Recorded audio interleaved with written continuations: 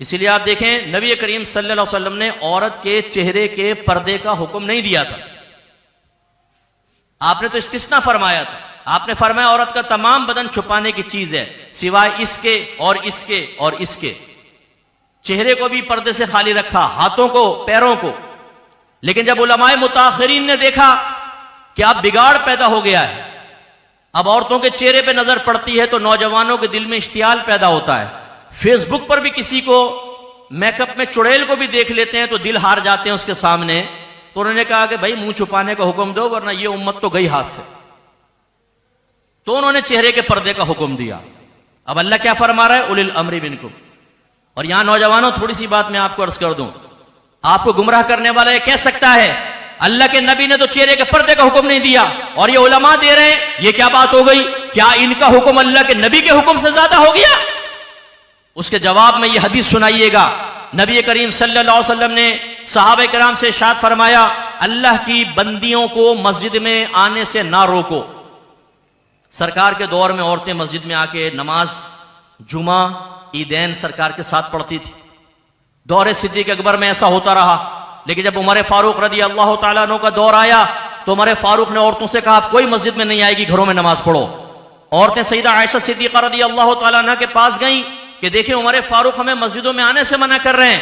मेरी वालिदा सईदा आयशा तय्यबा ताहिरा सिद्दीका मुज्तहिदा आलिमा, बहुत बड़ी फकीहा, हमारी वालिदा ने इरशाद फरमाया उमर ने सही कहा है।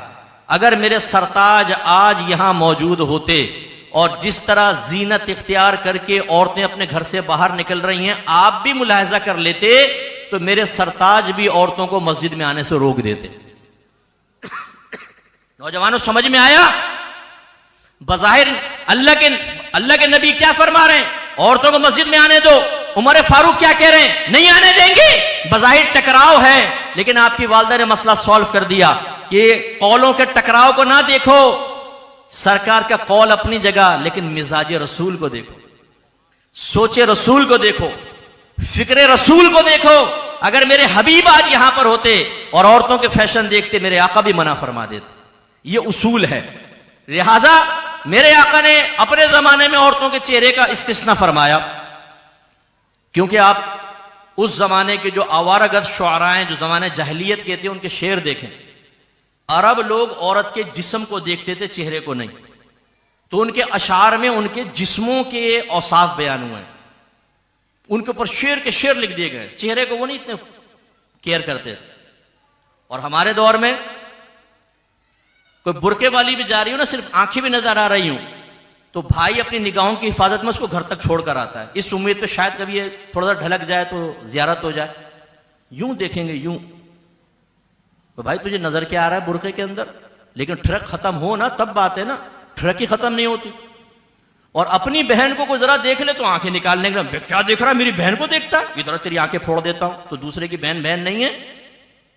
फेसबुक पे बैठ के लड़कियों से सेक्स चैट करके किसी की वो बहन, वो भी तो बहन और बेटी है, जिसको फंसाया जा रहा है, जिसके ज़हन साजी की जा रही है, जिसको कपड़े उतारने की तरफ माइल किया जा रहा है, जिसके साथ फहश गुफ्तगू करने की कोशिश की जा रही है, जिसको अपनी मोहब्बत के जाल में फंसा के उसकी तस्वीरें हासिल करके बाद में ब्लैकमेल करने का इरादा है। वो भी किसी की बहन है, वो भी किसी की बेटी है, वो भी किसी की हो सकता है मां हो। बाज़ औक़ात तो दूसरों की बीवियों को फंसा रहे होते हैं। देखो तुम्हारे शौहर ने तुम्हारी कदर नहीं की। हाँ, ये है पूरे हातम ताई जमाने का। इसके पास आ जाओ, ऐसी कदर करता है, हर एक की बीवी की कदर कर लेता है अपनी, बड़ा कदरदान आदमी है ये। इसके पास आ जाओ तो लिहाजा अब शादी तो हम कर नहीं सकते, इसलिए चलो तुम अपनी ख्वाहिशात मेरे साथ पूरी कर लो। ये शैतानियत हमारे यहां दौड़ रही है। इसमें अगर ये हुक्म दे दिया जाए कि औरतें जी चेहरा खोल कर आए, तो पहले ही हमारे ट्रक का आलम यह है कि काबू में नहीं आ रही, तो फिर इसका मतलब है उलमा ने सही फैसला किया ना। इसलिए नौजवानों एक तो ये जहन में रखें, अगर जो फतवा देने के अहल हैं, मुफ्ती मुज्तहिद हैं, वो जब आपको कोई बात बताएं तो आपको कबूल करना चाहिए। उसके जवाब में अगर कोई हदीस भी दिखाए, कुरान भी दिखाए, आप फैसला नहीं करेंगे। आप उलमा के पास जाकर कहेंगे देखें जी टकराव नजर आ रहा है, बज़ाहिर समझा दीजिए, हम समझा देंगे आपको। लेकिन अच्छी तरह याद रखें, हमारे उलमा को बेवकूफ नहीं है, ये बुद्धू नहीं है, ये कुरान और हदीस से दूर नहीं बैठे हुए। ये जब आपको कोई हुक्म बयान करते हैं तो सरे तस्लीम खम किया करें कि हमारे पास दलाइल होते हैं।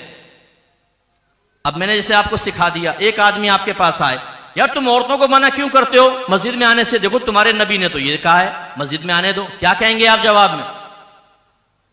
तो वही जो सईदा आयशा ने फरमाया, भाई हमारी वालदा ने फरमाया, अब वो कहे इसका मतलब है तुम्हारी वालदा ने नबी करीम की मुखालफत की, फिर क्या समझाएंगे आप? जवाब देंगे ना, ये मुखालफत नहीं है, मिजाज रसूल की मुआफकत है। और फिर आप आखिर में जुमला कहेंगे कि बेटा ये तुम्हारे बस की बात नहीं, इल्म, जाओ गुल्ली डंडा खेलो, शावर निकलो, कंचे लो और जाके खेलो, ये तुम्हारे बस की बात नहीं है इल्मी गहराइयों में पढ़ना। उनको आराम से साइड में कर दीजिएगा। लेकिन हमारी हालत यह है कि चूंकि हमारे नौजवानों ने कुछ सीखा तो होता नहीं है, घर के अंदर नियाज हो रही है तो नियाज कर रहे हैं, जुमे की नमाज के बाद खड़े होकर सलातो सलाम पढ़ते देखा तो हाथ बांध के खड़े हो गए, 12वीं पे लाइटिंग करते हुए देखा, दलील मालूम नहीं, इसको इख्तियार कर लिया। अब अगर कोई एक भी एतराज करता है तो हमारे पास उसके जवाब नहीं होते। अच्छा, जवाब ना होने में हम अपना निकम्मापन महसूस नहीं करते कि हमने सीखा क्यों नहीं, हम अपने मसलक और मजहब के बारे में शुकूक में मुब्तला हो जाते हैं, हाँ यार हमारा मसलक ठीक नहीं है। अरे भाई, सीखा आपने नहीं, दलील कभी आपने नहीं देखी, तो कैसे आप कह सकते हैं? इसलिए याद रखें कि उलमा से, उलमाए हक्का से अपना राब्ता मजबूत रखें। हम जो आपको बात कहेंगे बिल्कुल परफेक्ट होगी, कुरान और हदीस के मुताबिक होगी।